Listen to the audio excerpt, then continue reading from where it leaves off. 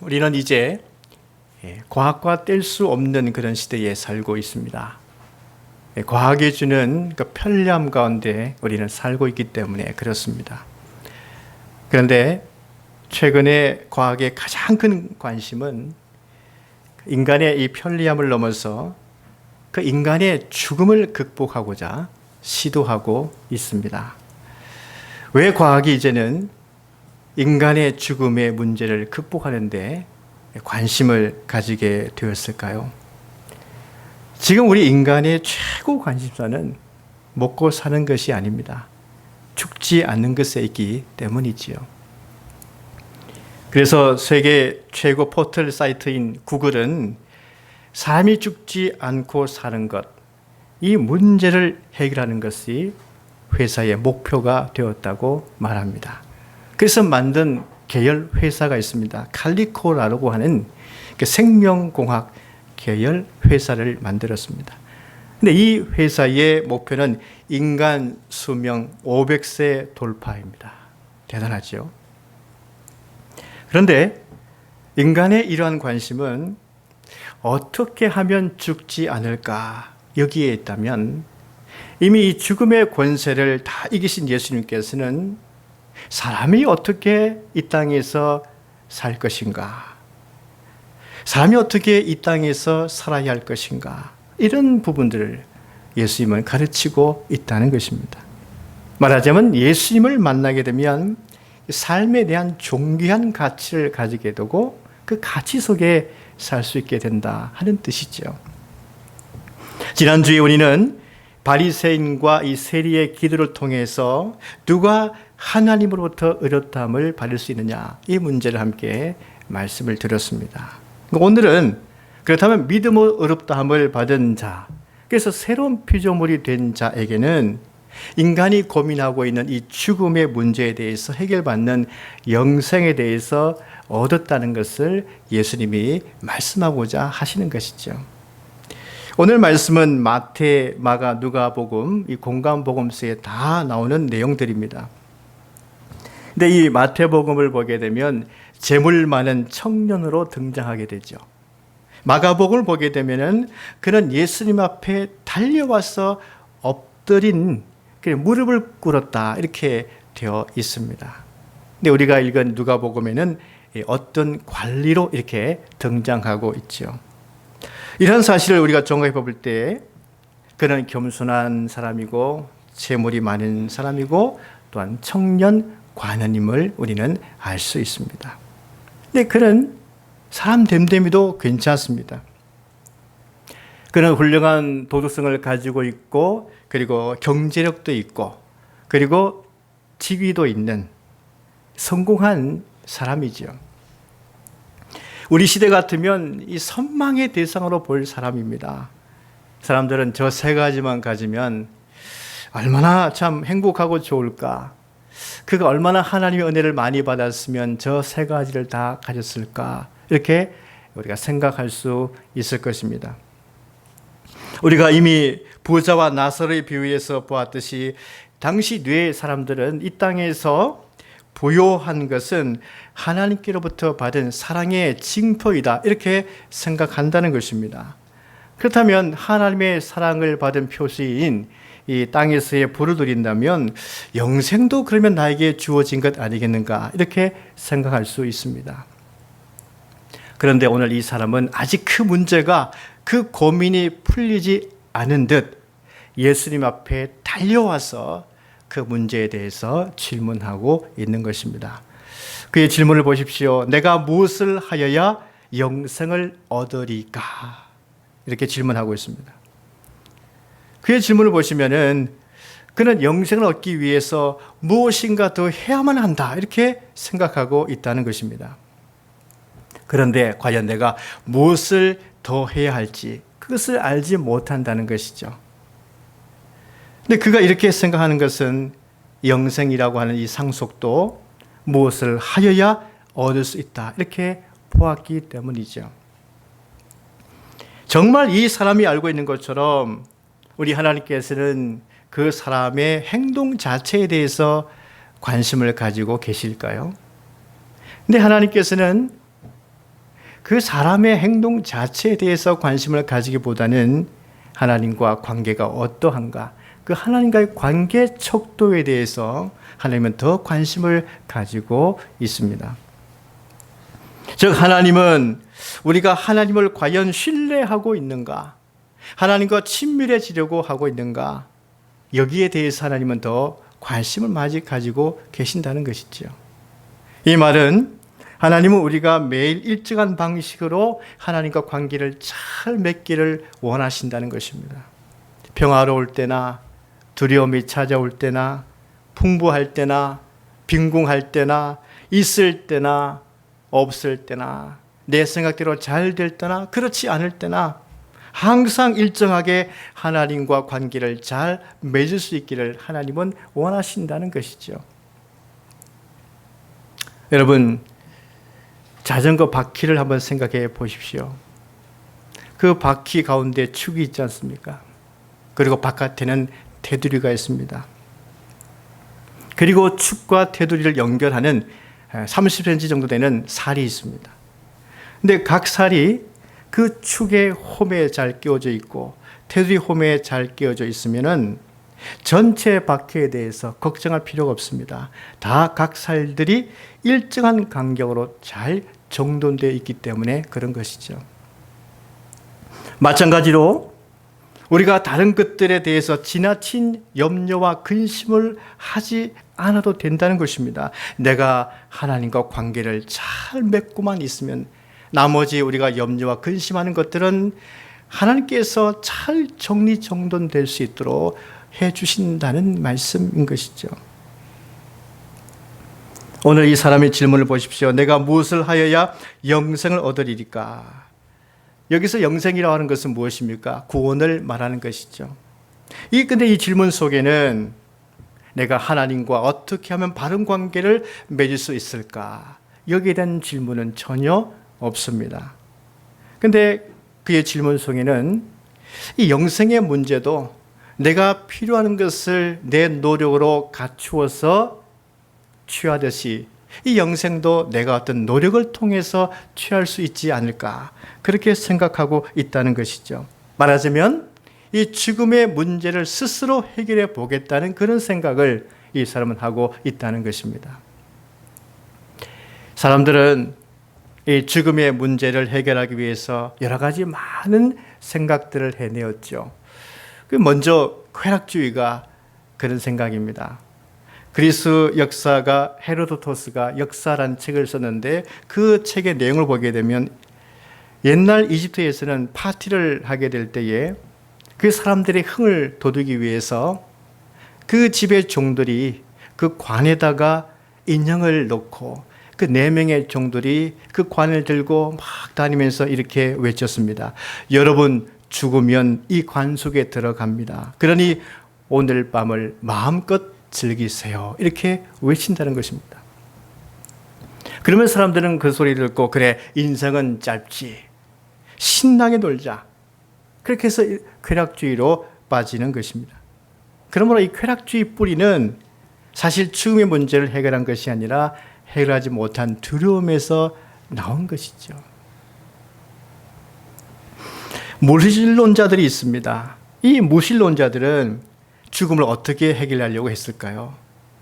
그들은 인간을 하나의 복잡한 기계라고 보았습니다. 다만 인간은 육체일 뿐이요 인간에게 영혼이 없다고 보았습니다. 그래서 인간이란 그 기계가 작동을 멈추는 것이 죽음이다, 이렇게 무신론자는 생각했어요. 그래서 죽음 위에는 아무것도 없는 것이고 그냥 수명이 다한 컴퓨터에 불과하다.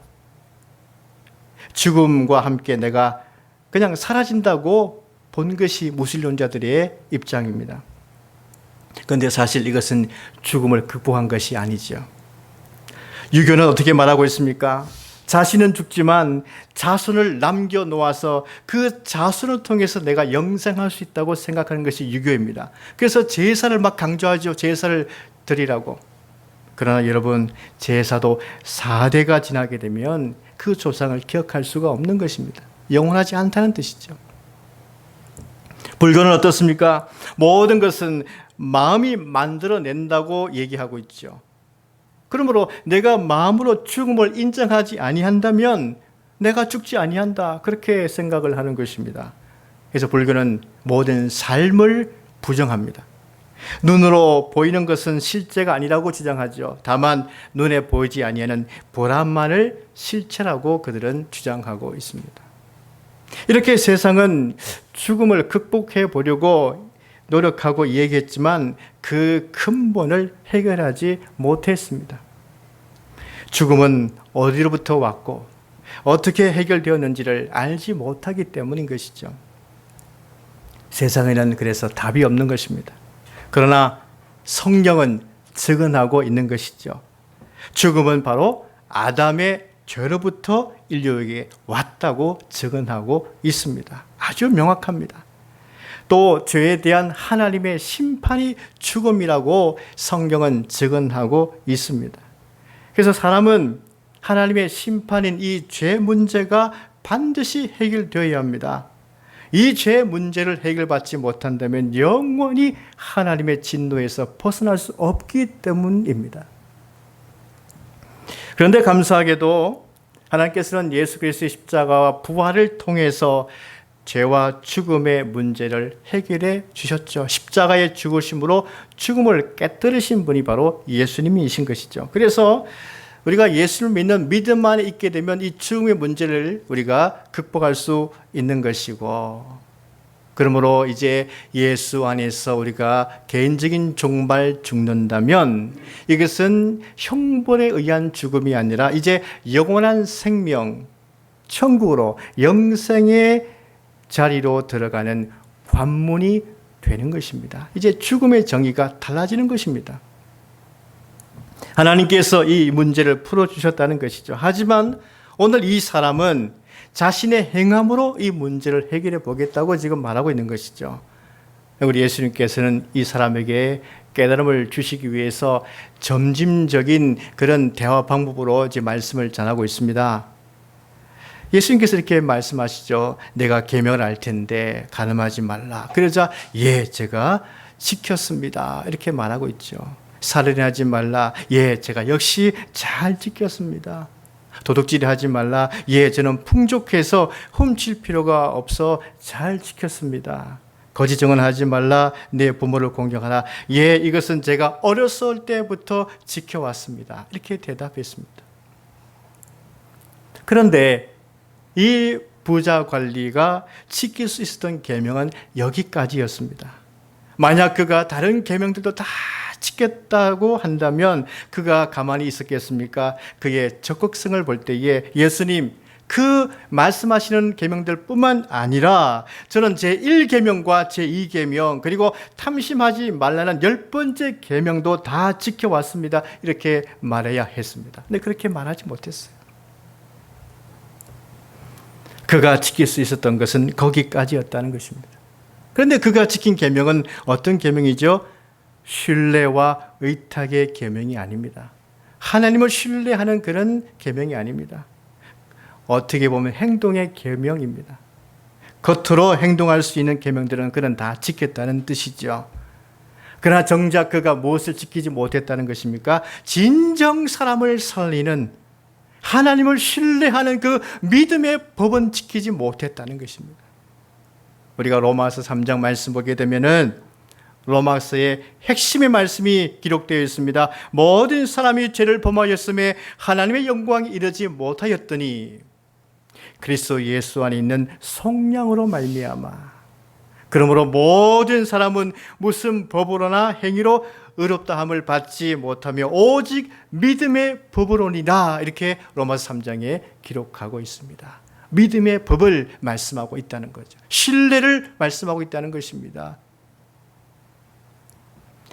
예수님 오늘 이 사람에게 무슨 법으로나 행위로 할 수 없고 오직 믿음의 법으로 되느니라, 이것을 우리 예수님께서는 깨닫게 해주고 또한 보여주고 싶으셨던 것입니다. 그것이 어떤 말씀이지요? 22절 말씀 보십시오. 내게 아직도 한 가지 부족한 것이 있으니 내게 있는 것을 다 팔아 가난한 자들에게 나눠주라. 그리하면 하늘에서 내게 보화가 있으리라. 그리고 와서 나를 따르라 하시니 말씀하고 있죠. 여기서 내게 있는 것을 팔아 가난한 사람들에게 나눠주는 것, 그리고 하늘의 보화는 사실 분리된 것이 아닙니다. 별개의 것이 아니죠. 여러분, 여기서 하늘의 보화는 약속이죠. 여기 하늘 보화는 무엇을 말하고 있을까요? 이 부자 관리가 원하고 있고 얻고 싶은 바로 그 구원이요 영생을 말씀하고 있는 겁니다. 그 영생입니다. 그러면 예수님께서는 이 부자 관리에게 구제와 자선사람을 하면 영생을 얻게 된다는 그런 약속을 하시고 계시는 것입니까? 여러분, 우리가 생각해 보십시다. 우리가 영생을 얻기 위해서 선한 행위를 하는 것과 이미 믿음으로 영생을 얻은 자가 선한 일을 행하는 것과 무엇이 더 은혜롭고 무엇이 기쁘고 무엇이 감사의 삶이 되겠습니까? 여러분, 영생을 얻기 위해서 선한 행동을 하려면 많은 수고로움이 있어야 될 것입니다. 그에 따른 고통의 생각이 그 사람을 떠나지 않을 것입니다. 도대체 언제까지 내가 선한 행위를 해야지 영생을 얻느냐 하면서 고통의 소리를 끊임없이 하게 될 것입니다. 그러나 믿어 영생을 얻은 자는 선한 행위를 하면서 어떤 마음이 들까요? 감사합니다, 하나님. 하나님 기쁩니다. 이렇게 하나님께서 주신 것을 내가 나누고 있습니다. 이 사랑을 나누고 있습니다. 그리고 죽어가는 한 사람의 생명까지도 제가 살리고 있습니다. 하나님 감사합니다. 완전히 차원이 다른 거예요. 지금 예수님은 이 사람에게 구제와 자선사람을 해서 영생을 얻으라고 말씀하시는 것이 아니죠. 그 반대로 말씀하시는 것이죠. 하나님을 믿고 신뢰하면 영생을 얻게 되고 그 나눔의 기쁨의 삶을 살게 된다. 예수님께서 이 사람에게 무엇을 지금 보여주고 계십니까? 이 사람은 하나님을 신뢰하기보다는 다른 것을 더 신뢰하고 의지하고 있다는 것을 보여주고 계시는 것이죠. 그는 하나님을 신뢰하지 않고 재물을 신뢰하니까. 그래서 지금 이런 고민을 하고 있는 것이다. 그래서 예수님께서 영생, 그 생명을 얻는 처방의 말씀을 가르쳐 주시는 것이죠. 여러분, 이 사람은 이 예수님 말씀을 들었을 때에 알아들었을까요? 못 알아들었을까요? 알아들었습니다. 지금 그는 예수님의 말씀을 들었을 때 이 말씀은 하나님과 재물을 겸하여 섬길 수 없다. 하나님을 택하든지 재물을 택하든지 하라 하는 말씀이구나. 알아들었습니다. 그러하기에 그는 이 선택의 문제를 놓고 매우 근심에 빠졌습니다. 23절 말씀 보십시오. 그 사람이 큰 부자이므로 이 말씀을 듣고 심히 근심하더라. 이렇게 말하고 있죠. 그가 왜 근심했을까요? 무엇을 선택해야 할까? 이 갈등이 생겼기 때문이죠. 근데 만약 이 사람이 영원한 것, 즉 하나님을 선택했더라면 그는 이런 근심에 있지 않았을 것입니다. 그런데 지금 그가 근심하는 것은 영원한 것이 아니고 하나님이 아니고 결국 썩고 도둑을 맞고 좀 먹는 그 재물을 붙잡고 있기 때문인 것이죠. 우리가 신약 성경을 보게 되면 근심이라는 단어를 많이 찾아볼 수 있습니다. 그런데 이 근심이라는 단어를 보게 되면 예수님께서 그 근심하는 자들을 하나님께 믿음을 가질 것을 초대할 때, 하나님께로 부를 때에 이 근심이라는 단어를 사용하고 있다는 말씀이죠. 그러니까 하나님께 돌아와서 그 근심의 문제를 해결하는 차원에서 말씀하고 있습니다. 요한복음 14장 1절 말씀 보시면 이제 예수님께서 십자가 순환 당할 것을 제자들에게 말씀했을 때 이 제자들은 이제 예수님이 우리를 떠나가면 우리는 어떻게 살 것인가 심히 근심이 되었습니다. 그랬을 때 예수님께서는 근심하는 그 제자들에게 하나님께 초대하지요. 너희는 마음에 근심하지 말라. 하나님을 믿으니 또 나를 믿으라. 그리고 6절에 뭐라고 말씀하시냐면 내가 곧 길이요 진리요 생명이니 나로 말미암지 않고는 아버지께로 올 자가 없느니라. 이렇게 말씀하셨어요. 베드로전서 1장 4절 말씀 보시면 세상 고통 때문에 근심하는 사람들에게 초대하십니다. 썩지 않고 더럽지 않고 쇠하지 아니하는 유업을 잊게 하시나니 곧 너희를 위하여 하늘에 간직하신 것이라. 이렇게 말씀을 전하고 있죠. 즉 하나님을 선택하게 되면 썩어질 것에 대한 근심은 사라지고 영원한 하나님의 유업에 대해서 소망을 가지게 된다고 베드로 사도도 증거하고 있는 것입니다. 오늘 심히 근심하는 그를 보고 예수님께서 말씀하시죠. 재물 있는 자는 하나님의 나라에 들어가기가 얼마나 어려운지. 그러자 이 말씀을 듣던 제자들이 이렇게 말합니다. 그러면 누가 과연 구원을 얻을 수 있겠습니까? 이렇게 말합니다. 예수님께서 뭐라고 말씀하셨습니까? 하나님은 다 하실 수 있느니라 말씀하시죠. 이 순간 제자들이 깨닫게 됩니다. 지금 우리도 사실 재물을 얼마나 사랑하느냐, 얼마나 재물 이것을 의지하느냐. 그렇지만 우리가 배와 그물을 버려두고 지금 예수님을 따르고 있지 아니하냐. 예수님께서는 재물을 사랑하고 의지하는 너희들이 지금 나를 따르고 있는 것 아니냐. 이것만 봐도 너희들이 나를 따르는 것은 하나님이 하셨기 때문이다. 이렇게 제자들에게 깨달음을 주시고 계시는 것입니다. 오늘 예수님께서 이 관리에게 이와 같은 말씀을 하신 것은 지금 당장 재물과 물질을 폐기 처분하라고 하는 말씀이 아닙니다. 재물을 하나님인 자리에 두지 말라고 주님이 말씀하고 있는 것입니다. 하나님을 믿고 신뢰해야, 그리고 그 믿음의 법을 따라야 영생을 얻을 것이며, 그러므로 이 땅에서 더 가치 있는 삶으로 살아갈 수 있음을 예수님은 말씀을 전하고 계십니다. 그리고 이 관리가 깨달아야 하는 것은 무엇입니까? 하나님을 신뢰한다고, 하나님을 따른다고 재물이 없어지지 아니한다, 재물이 사라지지 아니한다 하는 것도 그가 깨달아야만 했었습니다. 예수님께서 뭐라고 말씀하시고 계시는 것이죠? 하나님을 신뢰하는 자는 현세에 여러 배를 받고 내세의 영생을 받지 못할 자가 없느니라. 오늘 30절에 말씀하고 있는 것입니다. 그러므로 하나님이야말로 우리의 현세의 삶에 대한 것뿐만 아니라 내세의 영생에 대해서도 다 약속을 주시는 분이심을 예수님은 말씀하고 있는 겁니다. 그러므로 우리가 신뢰하고 의지해야 할 분은 모든 것을 다 하실 수 있는 하나님 있음을 믿으시기를 주의 이름으로 간절히 축원드립니다. 기도하겠습니다.